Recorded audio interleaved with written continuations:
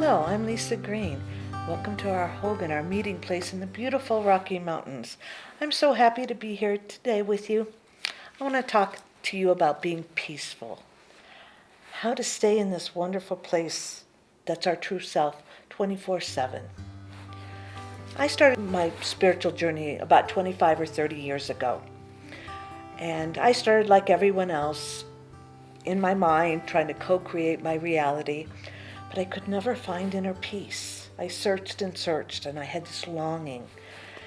After my husband died, I knew I had to find it. So I laid on the bed for 8 months. I watched every thought, and that's all I did for 8 months. But through that, I saw what our mind does. I saw the conclusions that it draws. I saw the victim, the judging, the unworthiness, all those things that the mind does to get us to identify with it. And I was able to let those go, to see how it worked and find inner peace, to awaken. And I'd like to share that with you. I want to talk about how the mind works, how it holds us prisoner, how the mind lives in the past and keeps trying to get us to recreate that. There's two parts of the mind. The higher mind, which says, oh, I have to go to the bathroom. Off we go. No story, just go to the bathroom. I'm hungry. Go eat. The ego mind always has a story about it, but this could happen, or there's worry, there's anxiety, there's future threats. All these things that go on with the ego mind. The ego mind lives in the past, and it just wants to keep creating your future based on that past. And we get so stuck in that. We have what I call conclusions of the mind. The mind, because of your conditioning, because of how you grew up, what people told you, your mind says you're a victim. You can only make this much money. You're entitled. You're small, you're separate. All those things that the mind has come to conclusions about, and that becomes your story. It is the story of me, and then it feeds you the script of that story through your thoughts, and you just keep living that same life, feeling trapped. And you'll cycle sometimes, oh, life is wonderful, but then pretty soon, here we go, life sucks again. And round we go in those cycles. We don't get anywhere. We don't ever get to this great inner peace, our true self, who we really are. The mind can't exist. The ego mind cannot exist unless we keep identifying with it. And it only cares about one thing, its survival. It doesn't care about you. Most people are living in a mind-generated world. It's feeding you the script to that story, and off you go, being that character in that story. But we have to take responsibility for our own inner peace, and that happens by undoing the mind, stepping out of that prison. You are not your thoughts. Your thoughts are very separate from you. Your thoughts say no more about you than the freckle on my arm here says about me. You don't know who I am from this freckle. You know nothing about me. Well, you know nothing about yourself from your thoughts. Those were put in there by other people, from your culture, from your school. And they really say nothing about who you are. You are God, the totality of being. You are consciousness itself. You're here having the experience of life, but you never strayed from that. You've always been consciousness, and you will always be consciousness. The mind has two main thoughts it likes to stick with, that it brings in and it believes. And it has come to the conclusion that you are separate. You are separate from God. You are separate from other people. You are separate from Mother Earth. But we can't believe that. We are not separate. This chair is a part of me. The same energy goes through everything. I am part of you. You're part of the mountains, the sky. We are not separate in any way. The other thing the mind tells us is scarcity. This is a very scarce world. There's not enough. There's not enough for anybody. So we have to compete. We have to fight each other for it. You have to work hard. You have to struggle. It couldn't be farther from the truth. This is a wonderful world of abundance. I live on a wonderful river, and there's willows all along. There's so many, I could never count them. All the leaves, the sun, The wind, there's an abundance. You bring that into your life, and before you know it, you have abundance in your life. There's an abundance of life for you. But the mind wants to make everything a problem.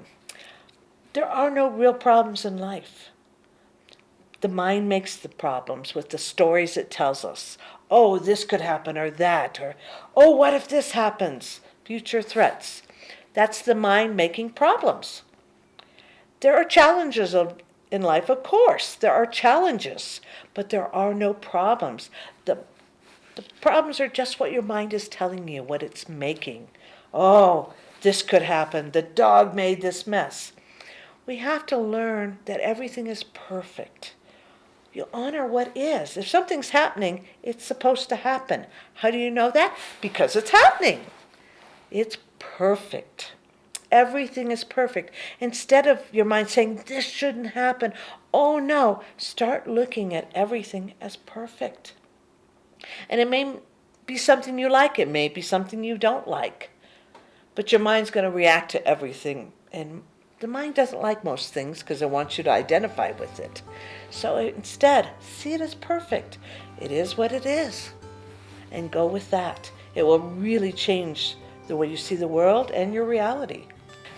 One of the best tricks I can tell you is stop. Because the mind is saying, this will bring you fulfillment. This will bring you what you want. This will make you happy. Just identify with this. Well, how many times have you identified with it and nothing happened? I'm still unhappy.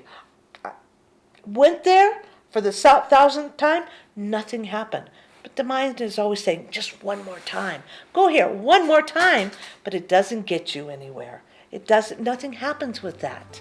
There are 3 kinds of business. One of our great teachers, Byron Katie, talks about my business, your business, and God's business. Well, this also works for the mind. Whatever somebody else is doing, whatever they're wearing, whatever they're saying, it's not your business. What you're doing is not their business. But also, it's not the mind's business. I would often tell my mind, it's not your business.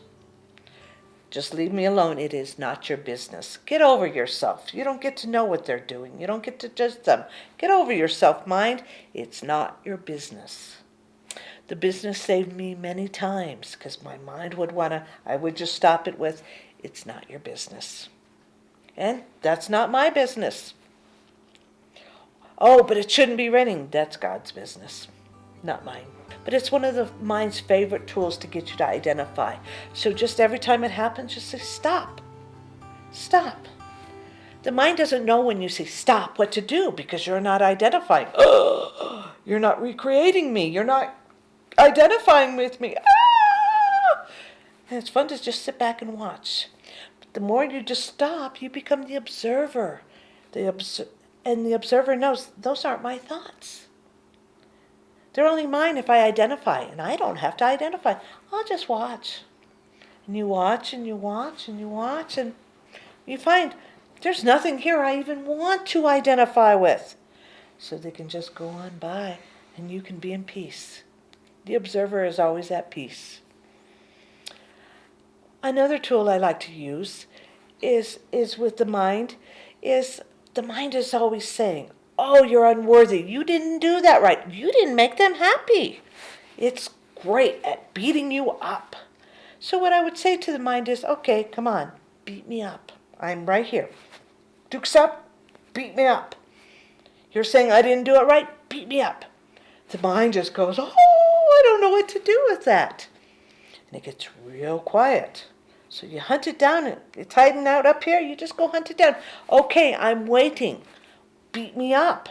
Let's get this finished. And the mind will get real quiet. You see about 15 minutes of silence. The mind gets real, I'm waiting. It doesn't know what to do with that. And you begin to realize you are not your mind. If you can say, beat me up, how can it be you? If you can listen to it, how can it be you? It's not you. You are not your thoughts. You can just stop and come home anytime. But those are all ways to get your mind to get quiet so you can practice coming home. So you can practice being that wonderful inner peace that you truly are. and have always been. It's not something you have to do. The minute you get quiet, it's here. You can tap in. But if you're identifying with this, you can't tap in. So you have to get quiet. And you just see the perfectness of everything. Nobody is here to make you happy.